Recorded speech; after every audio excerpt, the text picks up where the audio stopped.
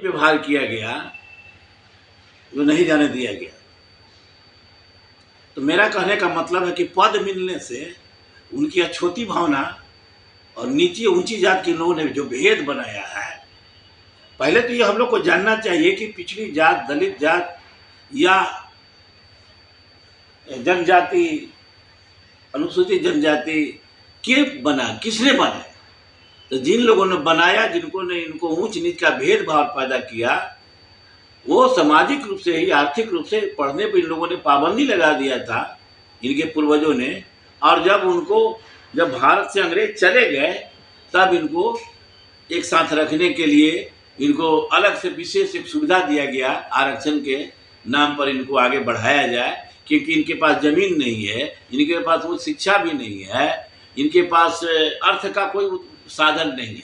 अर्थ का 5 गो साधन है: शिक्षा, भूमि, सत्ता, नौकरी, व्यवसाय। ये 5 गो साधन उनके पास होना चाहिए। माने व्यापक रूप से यहाँ के मूलवासी जो है उनके पास नहीं है।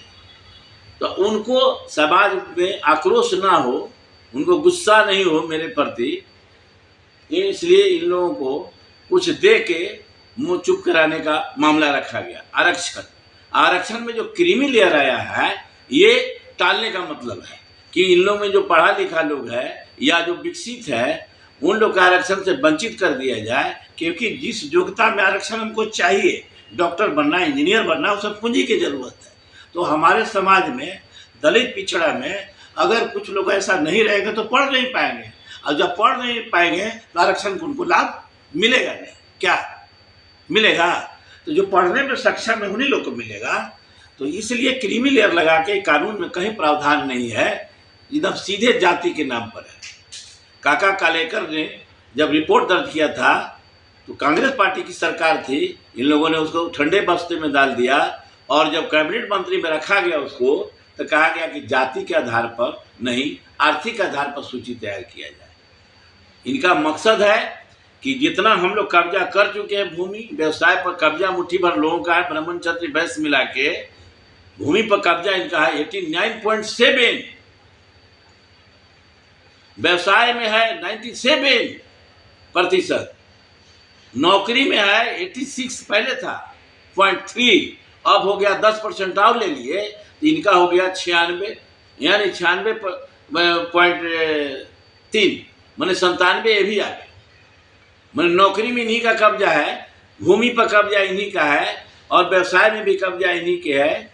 सत्ता में इनकी संख्या है 13.2, और सत्ता में संख्या इनकी बहुत ज़्यादा है, यानी 62.4, शिक्षा में 77.4। ये मुट्ठी भर लोगों का कब्जा है। ये कहेंगे कि हम पढ़े लिखे, हमारे पूर्वजों को पढ़ने से रोका किसने?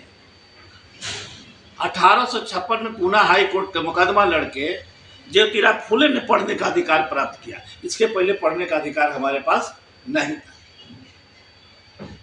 तो जब हमको पढ़ने ही नहीं दिया गया तो नौकरी जोग हम बनेंगे कैसे?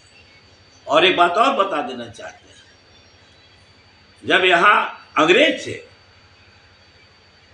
तो उस समय इनकी संख्या बड़ी कम थी नौकरी में। आज जब वो चले गए तो सब प्रमुख पदे पर ही आ गए। एक ही दिन में जब अंग्रेज जाने के बाद सब जगह जोग बन गए।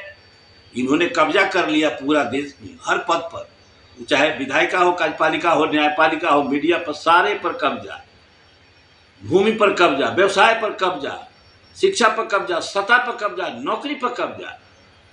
उनके जाने के बाद इनको